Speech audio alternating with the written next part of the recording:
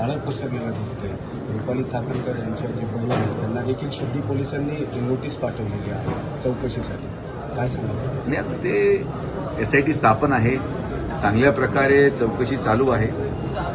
ही गोष्ट तुम्ही वैशिष्ट्य पहा की एवढं जाळं पसरून देखील आमचं त्यामध्ये कुठलाही संबंध आढळत नाही. याचंच तुम्हाला लोकप्रतिनिधी आणि एका परिवाराला देखील क्रेडिट दिलं पाहिजे की जिथं ज्या तालुक्यामध्ये, ज्या शहरामध्ये, ज्या भागामध्ये एवढं सगळं पांगलेलं आहे, त्यामध्ये 40 वर्ष असलेला एक परिवार, त्या परिवाराचा कुठलाही घटक अजिबात त्या प्रक्रियेत नाही. लोकप्रतिनिधी असा असला पाहिजे.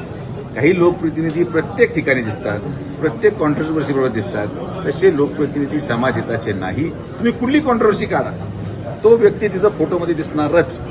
मग खरात असो, चिस्पे असो, घोटाळा असो, खंडणी असो, ही केस असो, अशी कुठलीही केस नाही की जिथं एक लोकप्रतिनिधी वारंवार दिसत नाही.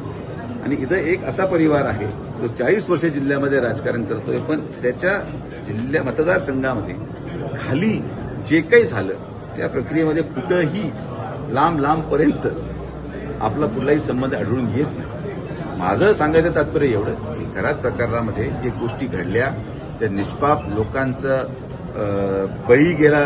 काल असं कळालं संस्थाचे कर्मचारी होता किंवा ज्या महिलांची आबरू आणि ह्या सगळ्या प्रक्रियेत घडलेल्या आहेत, तर पोलीस योग्य ती कारवाई करेल. आणि अजून भरपूर गोष्टी उघडणार आहेत. अजून आपण अकाउंट स्टेटमेंट्स आता बाहेर पडायला लागले आहेत.